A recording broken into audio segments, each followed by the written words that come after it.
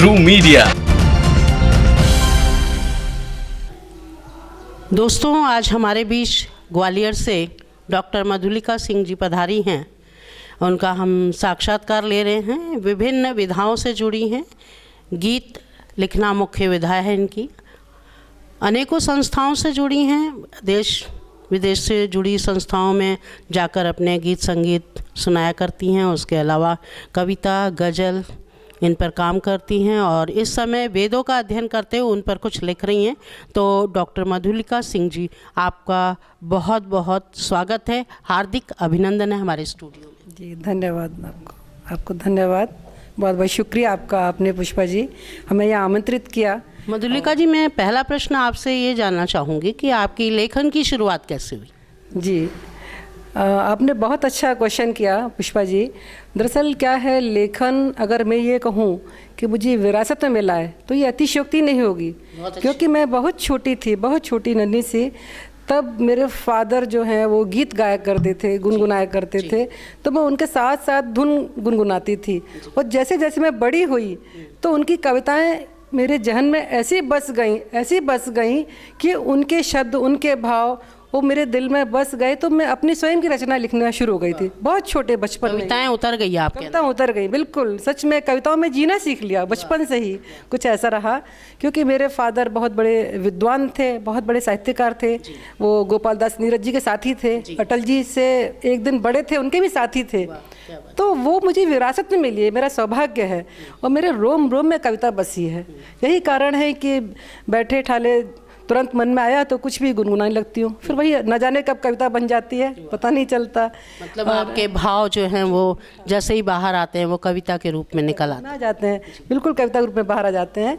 तो फिर क्या हुआ कि स्कूल में जब वो प्रतियोगिता आमंत्रित की जाती है, कविता लेखन, कहानी लेखन, नाटक लेखन, तो कविता लिखने में तो मैं लेती थी भाग। पर पापा जी कहते मेरे को तुम नाटक लेखन में लो और हिंदी कविता कहानी लिखने में लो। तो मैं सभी में फर्स्ट आती थी, तो मुझे बड़ा प्रोत्साहन मिला और हमेशा स्कूल कॉलेज में बहुत पुरस्कार प्राप्त किए, तो मुझे बहुत अच्छा लगा। तो जब पुरस्कार मिलते रहते हैं तो व्यक्ति प्रोत्साहित होता रहता है ना, क्योंकि महाविद्यालय, विद्यालय में तो और भाषण प्रतियोगिता में भी काफ़ी भाग लिया। बड़े दूर दूर से शील्ड जीत कर लाती थी। कई बार तो ऐसा होता था कि हमारे विद्यालयीन और अंतर विद्यालयीन जो प्रतियोगिता होती थी तो पक्ष का भी रोल मुझे ही करना पड़ता था और विपक्ष का भी मुझे, और शील्ड जीत कर लाती थी। अक्सर ही होता था, तो बड़ा नाम रहा उस टाइम। तो वो एक मन में एक जिज्ञासा थी, मैं किस क्षेत्र में आगे बढ़ूं, क्या बढ़ूं। लेकिन एक आर्टिस्ट की बेटी आर्टिस्ट ही बनेगी, स्वाभाविक है। और हम 4 बहन भाई हैं, सभी को शौक़ था। लेकिन उन बहन भाइयों में मुझे पापा जी से बहुत लगाव रहा और मैंने उनको फॉलो किया, एक तरह से बहुत नज़दीक रही। मैंने एक एक क्षण पापा जी का मैंने जिया, उस खुशी उनको अनुकरण करते हुए। बिल्कुल ठीक कहा आपने।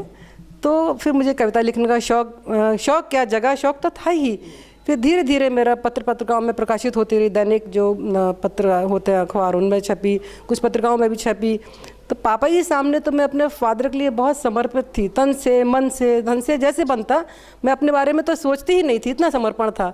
लेकिन फिर भी वो मुझे मंचों पर अपने साथ साथ ले जाते थे और फिर युवा कवित्री रूप में मुझे पढ़वाते थे, तो मुझे बहुत प्रोत्साहन मिलता था। और जब पापा जी के साथी थे, बोले अरे बिटिया छोटी उम्र में इतनी अच्छी कविता लिख रही है, तो मेरा मन बड़ा प्रफुल्लित होता और अंदर से लगता कि अब तो मुझे कविता लिखना ही है। कुछ समय बाद शादी हुई तो मालूम पड़ा वहाँ कविता का शौक़ नहीं था तो वहाँ भी अक्सर शादी के बाद ऐसी होता। हाँ, तो मेरी कविता को विराम लग गया, काफ़ी लंबे टाइम तक विराम लग गया। फिर बेटा बड़ा हुआ, एक ही बेटा है मेरे पास, बड़ा हुआ, फिर धीरे धीरे अपना फिर लेखन शुरू हो गया।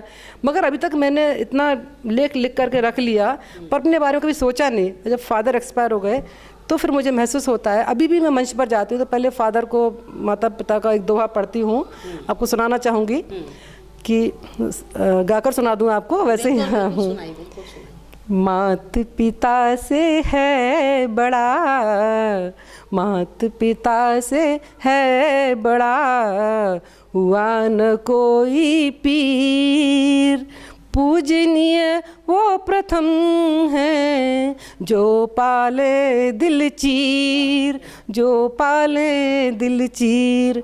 तो अभी भी मैं अपने पिताजी को नमन करती हूँ और ये दोहा पढ़ती हूँ, तब अपनी रचना आगे बढ़ाती हूँ। तो ये बहुत सुंदर बात आपने बताई। और आगे इस समय नोटबंदी का बहुत चर्चा है, उस विषय में आप क्या कहना चाहेंगी? देखिए, मैं समझती हूँ कि हमारे प्रधानमंत्री जी ने जो कदम उठाया है वो बहुत अच्छा उठाया है। हालांकि परेशानी सभी को आ रही है, वो भी एक प्रैक्टिकल बात है, सही बात है।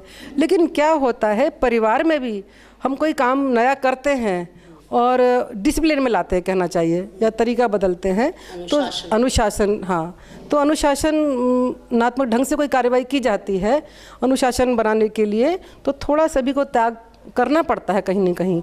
लेकिन हुआ अच्छा है। नंबर 1, आतंकवाद पर रोक लगेगी।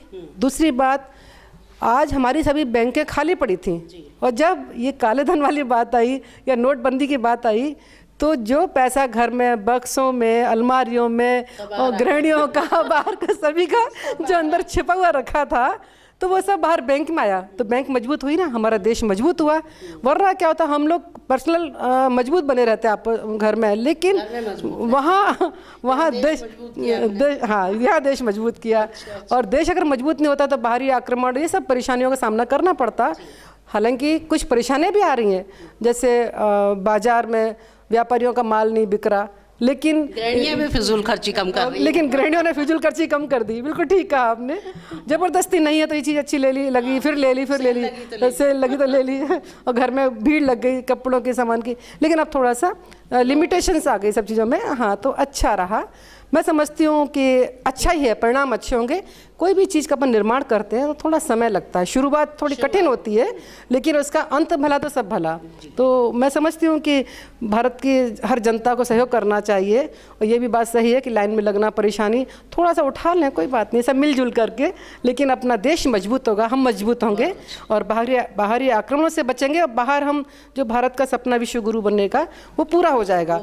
मैं किसी पार्टी वाली बात पर नहीं, मैं व्यक्तिगत मोदी जी की जो कार्य प्रणाली है उसको तारीफ करूंगी, जो सच्चाई है जी। और आप और हम फेसबुक से बहुत जुड़े रहते हैं, बहुत से लोग, बहुत से साहित्यकार फेसबुक से जुड़े हैं। क्या आपके विचार से फेसबुक के माध्यम से साहित्य आगे बढ़ रहा है? अरे जी, बिल्कुल बिल्कुल बढ़ रहा है। जिनको शौक़ नहीं है उनको भी शौक़ लग गया है, उनका भी शौक़ जग गया है। क्योंकि फेसबुक एक ऐसी चीज़ है, ज़रूरी नहीं है आपके मंच मिले तभी कविता पढ़ पाएँ या लिख पाएँ या बता पाएँ, या ज़रूरी नहीं है कि आप सबके बीच में जाएं। घर बैठे ही सबसे मुलाकात हो जाती है अपनी, बहुत अच्छे से, और उनके विचार हम तक आते हैं, हमारे विचार उन तक जाते हैं, आदान प्रदान विचारों का भली भांति हो जाता है। तो मैं समझती हूँ इससे बढ़िया कोई चीज़ नहीं है। मुझे तो शायद सबसे अच्छी चीज़ फेसबुक लगी। अगर घर में अकेले भी हैं 2-4 घंटे, तो पता ही नहीं है हम अकेले हैं, कभी महसूस ही नहीं हो रहा। साहित्यकारों से मिला रहा है, और घर बैठे सारे साहित्यकारों से जिनसे हम मिले हुए हैं पहले से, वो नहीं मिले हैं, वो वसुधैव कुटुंबकम की भांति हमें महसूस होता है। बहुत सुखद क्षण होते हैं। और फिर आप कैसे हैं, हाँ भैया आपको धन्यवाद, दीदी आपको धन्यवाद, वो आदरणीय दीदी, बड़ा आपस में विचारों के माध्यम से मान सम्मान, और उसके बाद जो आपने लिखा उसकी त्वरित उसकी प्रतिक्रिया मिलती है, सबसे बड़ी बात। और कई बार ऐसा भी होता है, जैसे हमसे छोटे लिख रहे हैं या कभी ऐसे कि आपने गलत लिखा, तो उनको पहले समझा देते हैं, बुरा मत मानना भाई, ज़्यादा तो हम मैसेंजर में बोल देंगे, लेकिन सुधार होता है। तो साहित्य को एक बढ़ावा मिल रहा है। और पहले देखिए, जहाँ 4 कवि होते थे वहाँ 40, 4 सब 4000 होने लगे हैं। इसका फेसबुक का प्रभाव है, सिर्फ ये फेसबुक का प्रभाव है। और ट्रू मीडिया के माध्यम से आप हमारी भावी पीढ़ी को क्या संदेश देना चाहेंगी? मैं कहना चाहूँगी कि हमारी भावी पीढ़ी जो देश के कर्णधार हैं, जिनके हाथों में देश की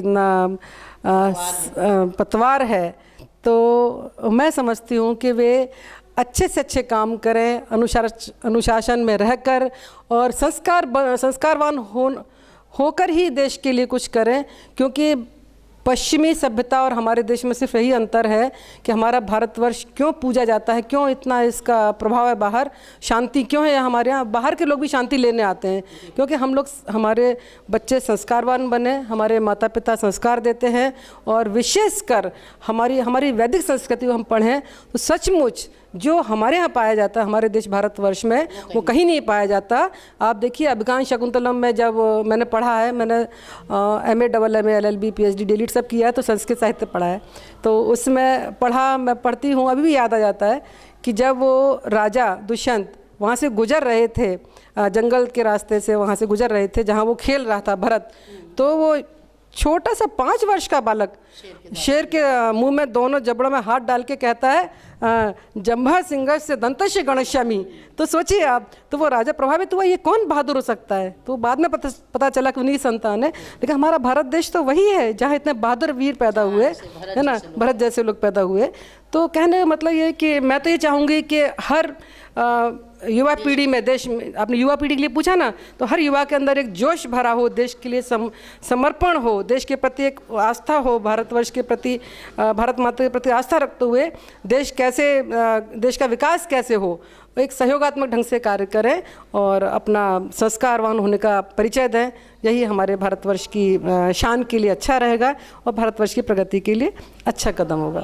तो मधुलिका जी, आपका हमारे स्टूडियो में बहुत बहुत धन्यवाद है। आप हमारे स्टूडियो में आई, आपका फिर से एक बार हम अभिनंदन करते हैं। धन्यवाद जी, आपका बहुत बहुत शुक्रिया पुष्पा जी, आपसे मिलकर बहुत अच्छा लगा। सचमुच आपने टू मीडिया के माध्यम से मेरे दिल के उद्गार बाहर लाने का प्रयास किया, जो मन में सोचती हूँ वो कह दिया।